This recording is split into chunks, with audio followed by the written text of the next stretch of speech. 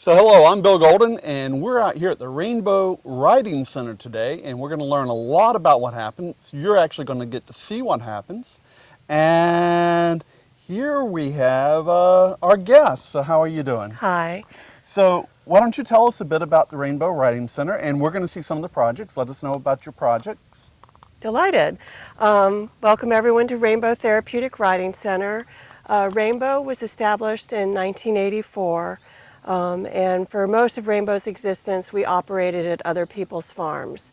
5 years ago, Rainbow entered into a 30-year license agreement with Prince William County, and all the land that you see here belongs to Prince William County. Our license agreement is automatically renewable as long as we're operating.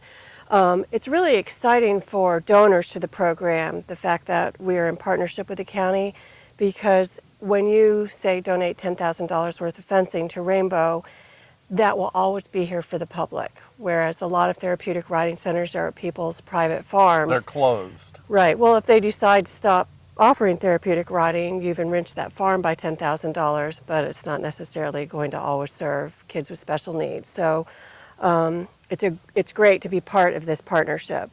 The Rainbow Center facility is an incredible story. There are 5 companies that during an economic downturn helped us build the first 2 phases. Allsite and Bronco Development did all of the site work for all of this land completely as a donation.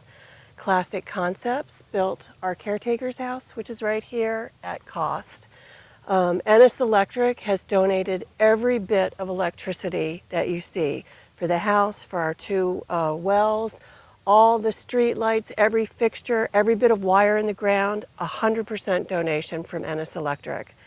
So we're really grateful. And then Vulcan donated all the gravel. For the first 4 years that we were here, this was a huge gravel parking lot. It was recently paved over thanks to support from Prince William County government.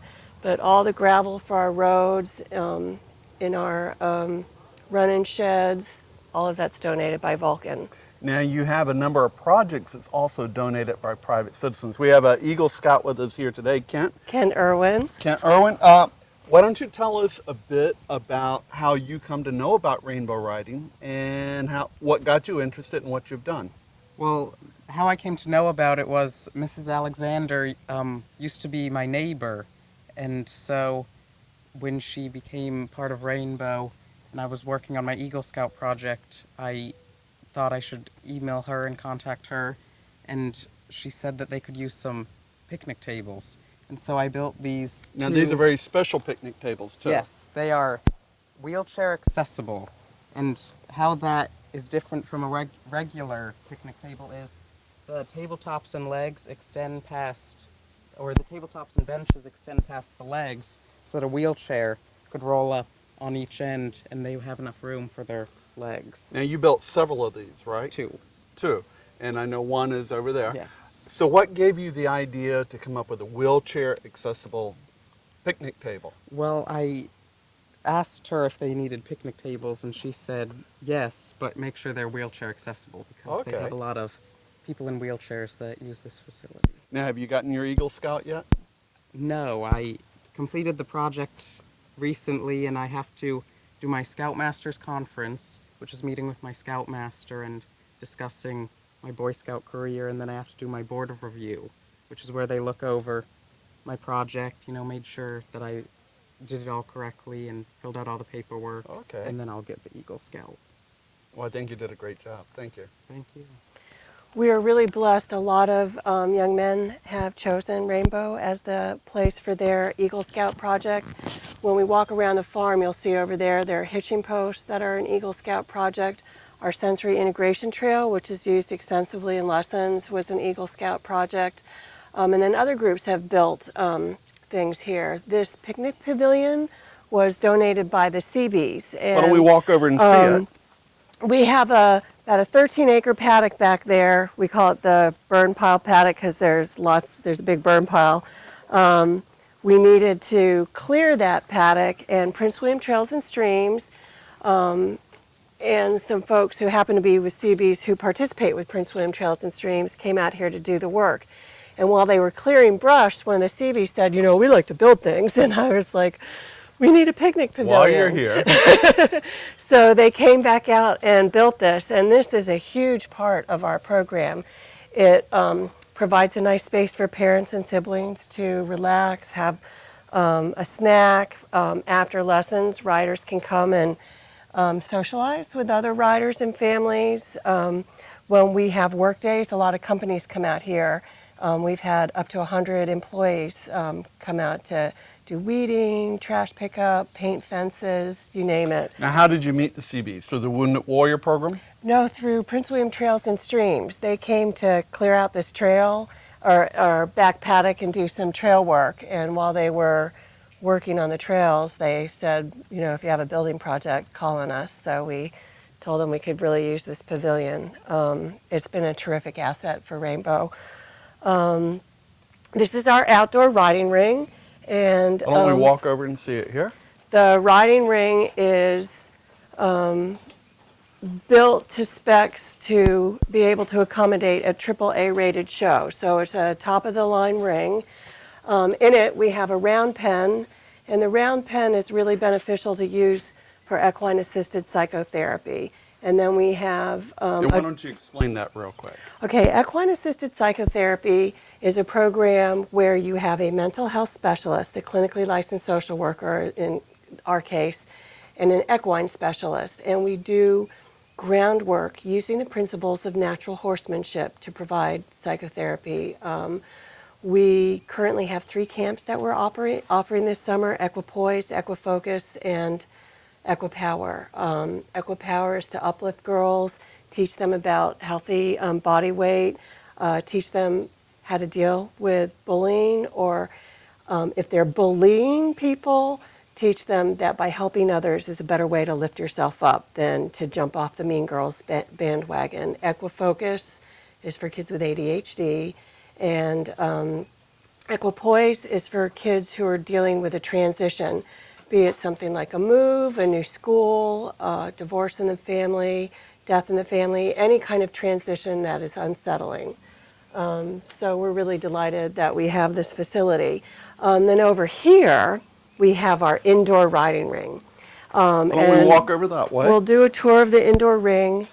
This building is really meaningful for Rainbow because we can operate year-round. And that is essential. Everything that we do at Rainbow is therapy. Now, how old is this building? This building is, I lose track, it's 2 or 3 years old. I'm pretty sure it's 2 years old. Okay. And the way we got this building is the Rainbow Board of Directors bought some property in Nokesville, and that's where we originally were going to build our center. But the land wouldn't perk for a bigger facility. It was enough just for a single family home. So Kim Riddle, who's on our board of directors and is a realtor, put the land up for sale, and she waived her commission. When the property was sold, we put half the money into an investment account because we're a very fiscally conservative organization, and we've got this huge facility, so we needed some money put away for any kind of disaster that might happen. And then we put the other half into building this building. And the reason it's so essential is we can offer therapy year-round. It used to be that we only operated seasonally, and during the cold months we used to have to shut down. And that was really problematic, especially for kids who are physically disabled, say someone with cerebral palsy. Their bones and muscles are always coming in and hardening and tightening. So we needed to be able to have them ride year-round so they wouldn't lose the gains they made. Because a lot of times they'd come back at the end of the winter and they had... they almost have to start over. Yeah, and sometimes the loss was so severe you could never really regain it. So we're really excited to have this. This building is really cool because it has a polymer-infused canvas ceiling. Most indoor riding arenas are dark. They have metal roofs, and the Right. metal is problematic for a lot of reasons. When it rains, it's really noisy, and that's scary. It's scary for the clients, and it's unsettling for the horses. Here it's a soft, muted pattering. The light is a diffused light. You can see it casts no shadows, so there's nothing to startle anyone. And the light itself is That's important for the horses too, correct? very important. Yes, because horses don't like dark spots. No, everything that we do is safety oriented. Now, this is a really cool thing that was designed by another one of our board members, Ron Connect. And we looked at a lot of different mounting ramps because when we started our Wounded Warriors program, we suddenly weren't helping little kids. We had all these men in the program, and my instructors were all getting sore backs.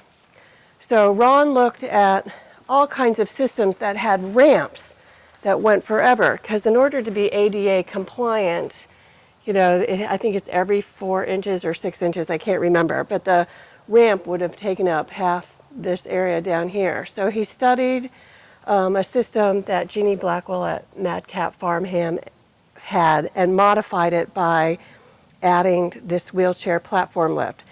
So this enables our instructors to handle people who are bigger, but it also provides the maximum amount of mobility for the client. They can self-propel into the wheelchair platform lift.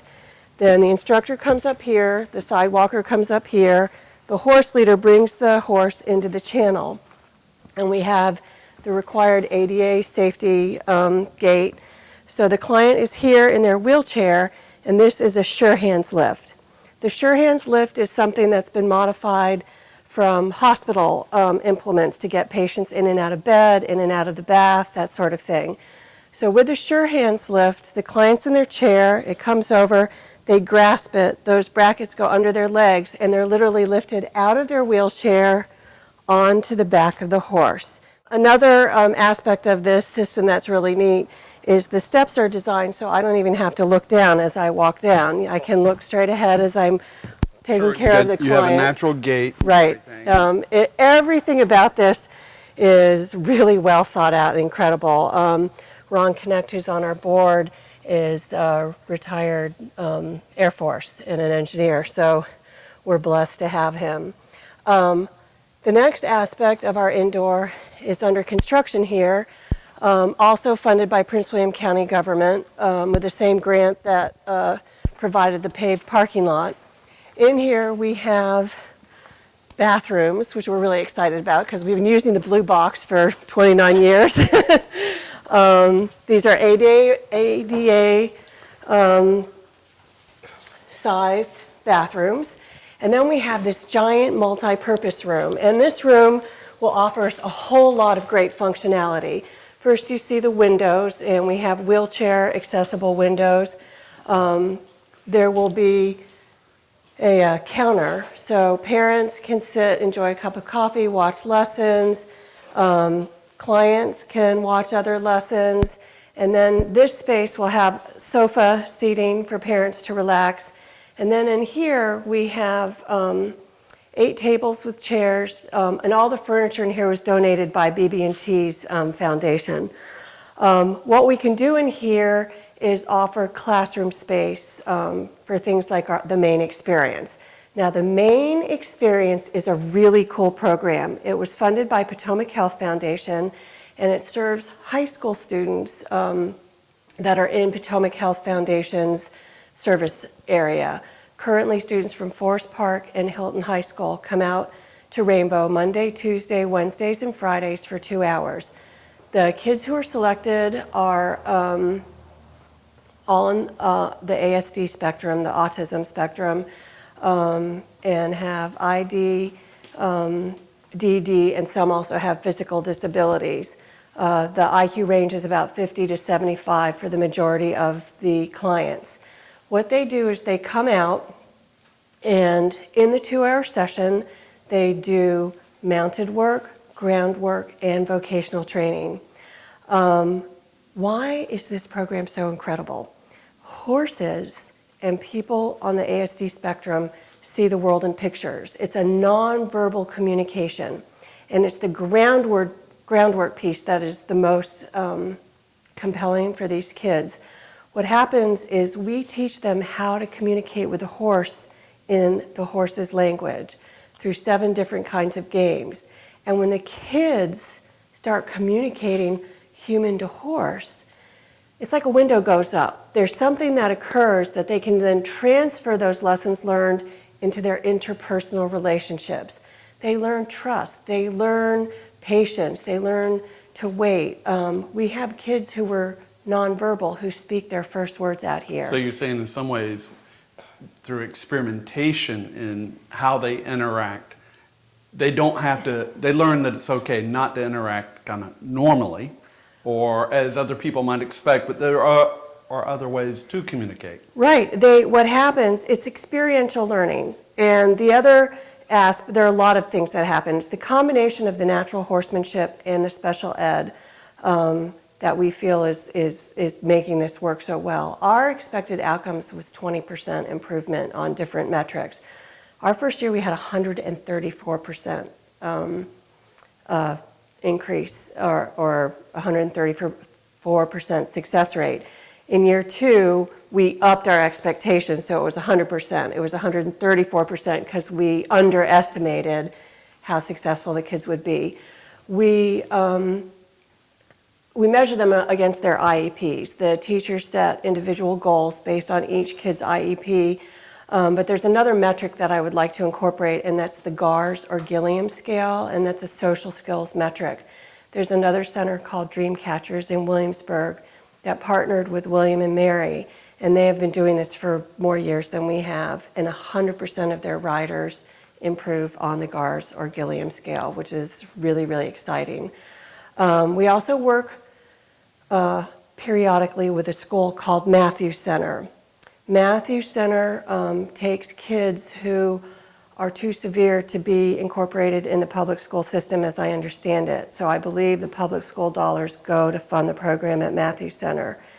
Those kids have come out here for specialty days. They're going to be riding here this summer for camp, but I'm looking for a funding partner, and I've applied with one grant so those kids can come out here every day for a year. What is the Matthews Center again, or where is it? The Matthews Center has 2 locations. One is right in the heart of Manassas, and they just built another school near Dumfries.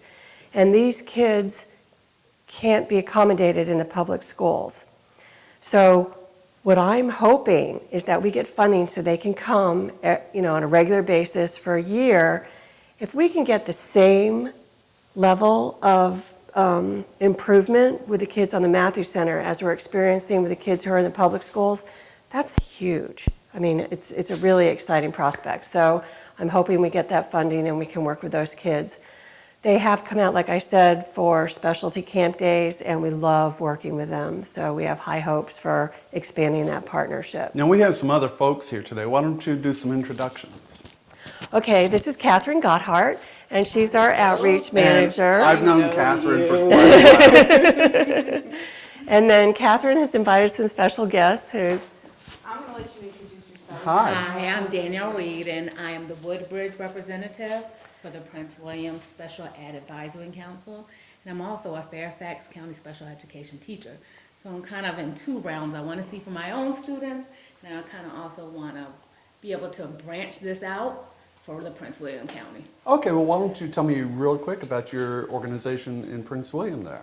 Well, the Prince William Special Ed Advisory Council, it's pretty much the council that you can come to when you have needs as mainly parents. And we do have, I can't tell you exactly how many members on there, but the superintendent of special education sits on there and listens to all the needs that are in the county, whether it's transportation, whether it's an educational issue, an IEP issue, and we try to help out the parents. An IEP? IEP issues. What is IEP? Individualized education plan for special needs students. Okay. And all of the students that are evidently coming from the public school system out here are usually on an IEP plan. And like she was saying, I came out here just to see how we can incorporate that, even into my own program, but also for a broader spectrum for Prince William County. the whole plan is to see if we can not only branch this out from just the ASD spectrum. I actually deal more with the ED spectrum, which is behavior, and I've been researching some studies on how behavior is better when they're dealing with animals. So that was kind of my own little selfish ploy to come out here and see how Okay, the well, it's horses a good reason. deal with that. I see you But- brought a fan club with you today. Yeah, I brought my children actually with me, and this is Alexis, and she just graduated, and we bought her because she's going to school for occupational therapy. Oh, terrific. I thought about coming out here Congratulations. for volunteering. Now, where did you just graduate? From Freedom High School. Freedom High School, okay. And this is Corinne, and Corinne, how are you doing? and this is Gabrielle, and this Hi is there. Maya. So these are my children. I just drugged them along. Well, it's a great day to be out, and we've got parks right down the way. So, in fact, the vineyard is just, they have a picnic area and everything, so you're in a great place. Now, for the behavioral, we also have an incredible program with Joe Gibbs Youth for Tomorrow. We've been working with them for 3 years, and we just love working with those kids.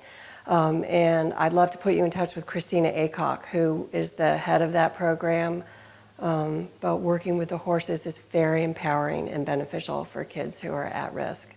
One of the reasons our Main Experience program is so successful is because they do work here, but then that work is augmented with classroom work back at school. So with this building, we can create that same level of education right here on site. And for a school like the Matthews Center, there is a huge waiting list for the Matthews Center. So if they can send kids here also for longer periods Right. of time, we can serve more kids who are on Especially if their the... families have to drive up with them. Yeah, driving is really tough. It's a nice area, but not a lot within a short distance to go to. And Matthews Center has buses. So anyway, we're trying to expand the functionality so we can serve more people for a longer period of time. Okay. And we're really excited about that. Shall we go outside and see a little bit? Yes. Yeah, How pretty do you much. come by these horses? All of the horses are donated to the program.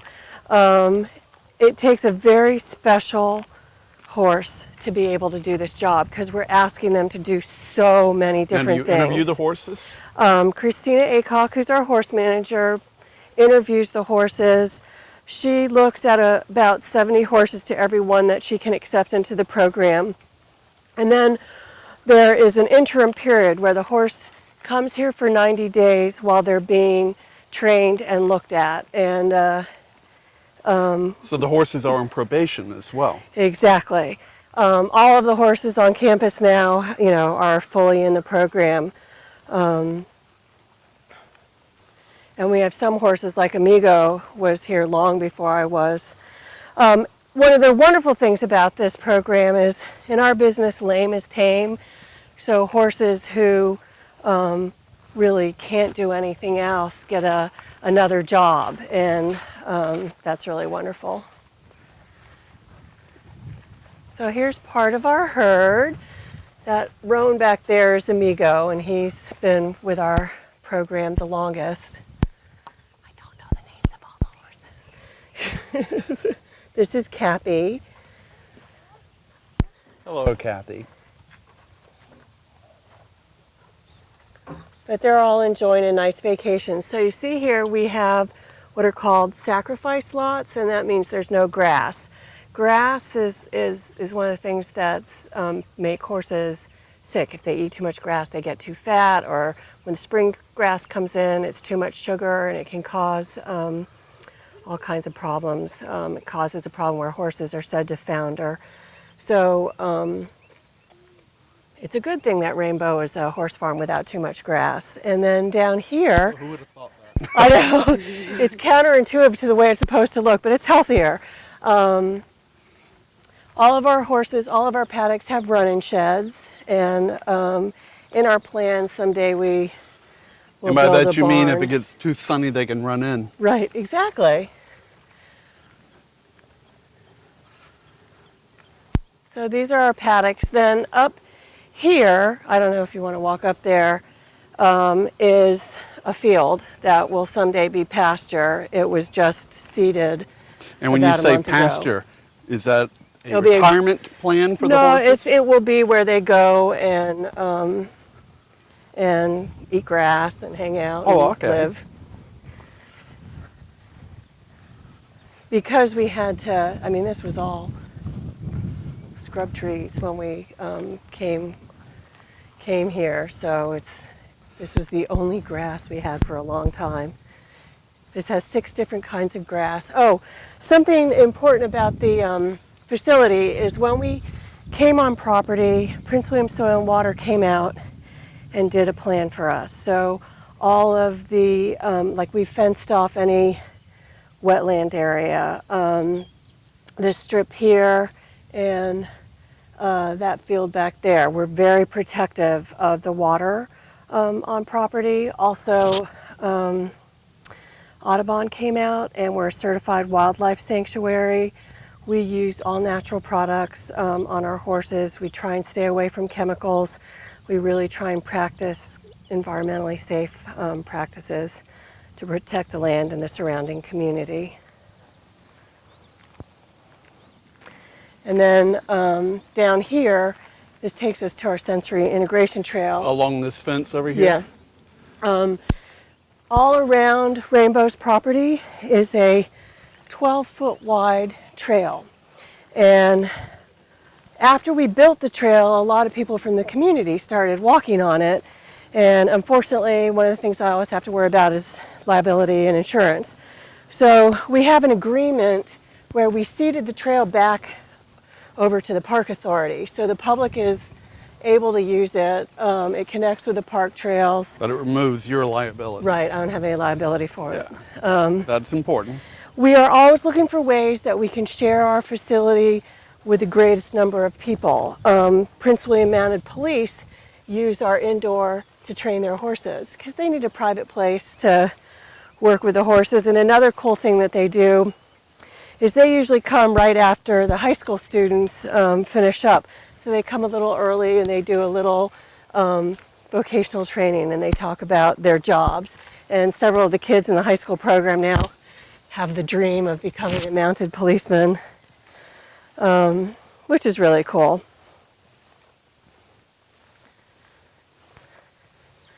Isn't it beautiful out here? It is. A lot of wildlife, a lot of birds.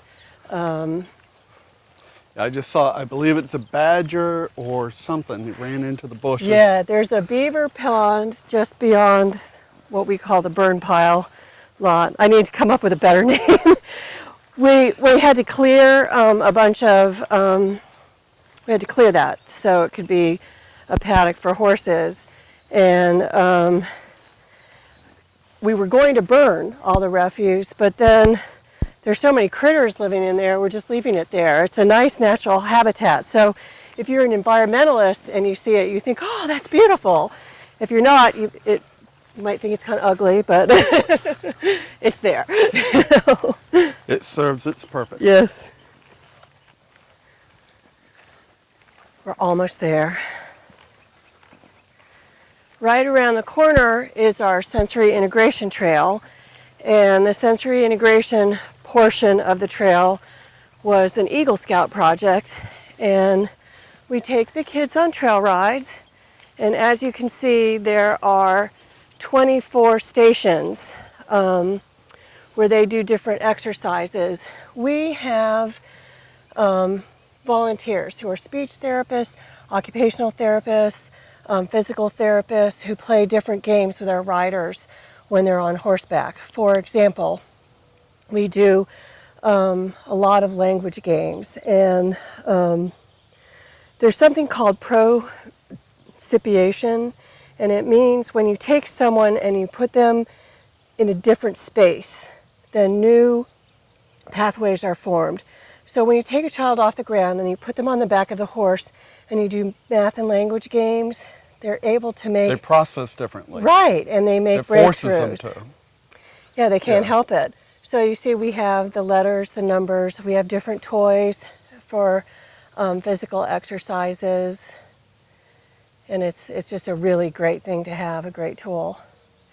This trail goes down to Antioch Road and cuts over to Silver Lake Road.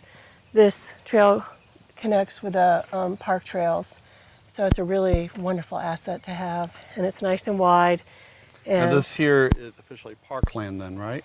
Or is that a different path a little bit farther this back? trail, yeah, was originally part of our land, and the trail portion comes under the auspices legally of the Park and Rec so that the broad community can use this trail. That's the best explanation I can Okay. give to you of it. So Well, I it's want very to thank you for exciting. having this today. I've learned a lot, and gosh, it's just such a beautiful place. Isn't it great? So maybe we can come out one day where there's some riders and We'd see love them to in have action. you. Absolutely. So this is Bill Golden with saying thank you for joining us today, and we'll come back one day where we can see some action. Take care.